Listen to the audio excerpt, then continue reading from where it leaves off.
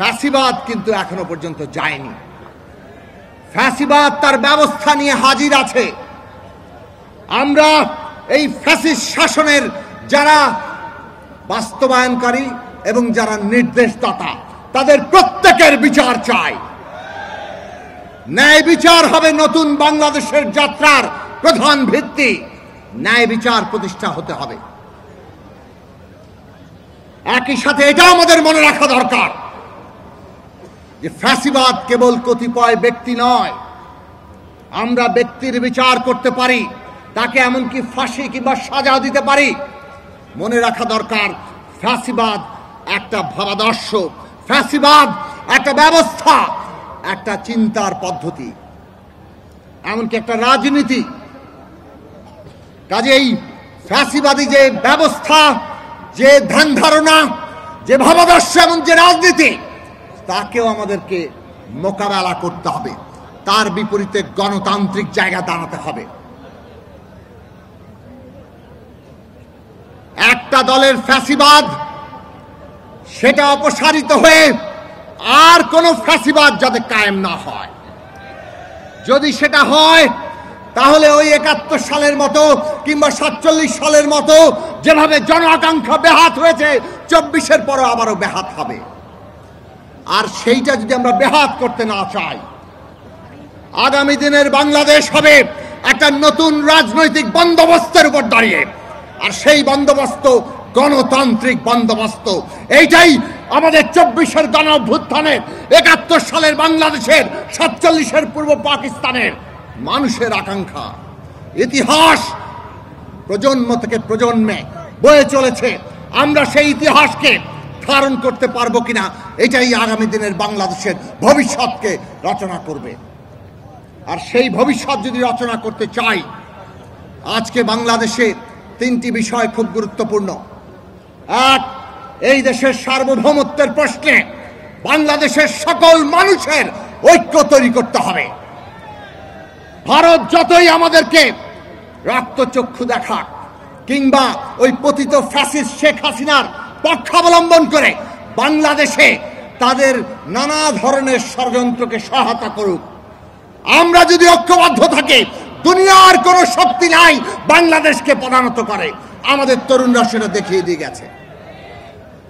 কাজী ফ্যাসিবাদ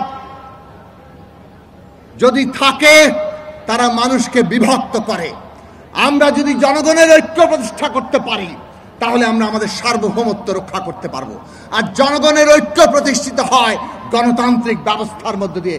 সেইটা আজকে বাংলাদেশে প্রমাণিত হয়েছে। একটা গণতান্ত্রিক যাত্রার মধ্যে আমরা আছি। সেই যাত্রাকে ধ্বংস তারা করতে চায়।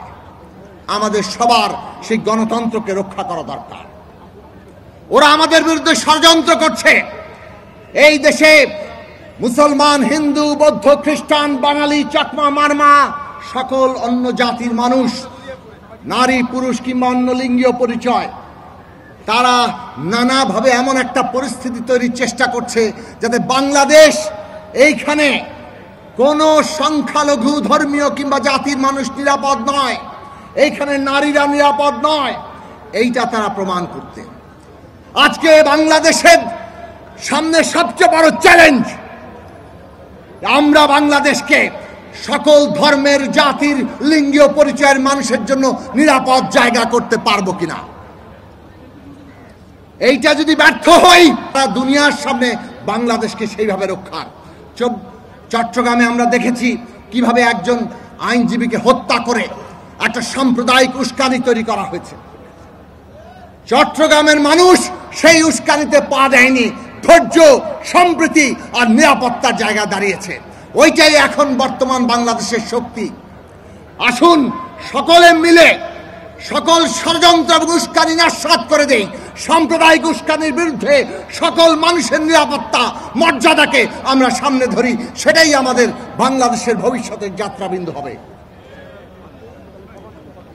এই ভবিষ্যৎ বাংলাদেশ যদি আমরা করতে পারি, তাহলে আমরা এই যে আজকে অসত্য, এই অসত্যকে মোকাবেলা করতে পারবো। যতই তারা মিথ্যা প্রচারণা করুক, যতই তারা মিথ্যার যুদ্ধ চাপিয়ে দিক, সত্যের প্রকৃত বাস্তবতা তুলে ধরে আমরা বাংলাদেশের মাথা দুনিয়ার বুকে উন্মোচন করতে পারবো। আজকের দিনে 10 তারিখে আন্তর্জাতিক মানবাধিকার দিবসে ওইটাই হচ্ছে সবচেয়ে বড় জায়গা যে অসত্যের বিরুদ্ধে আমরা সত্য নিয়ে দাঁড়াবো। আমরা সাম্প্রদায়িক উস্কানির বিরুদ্ধে সম্প্রীতি এবং আমাদের সকল নাগরিকের নিরাপত্তা নিয়ে দাঁড়াবো।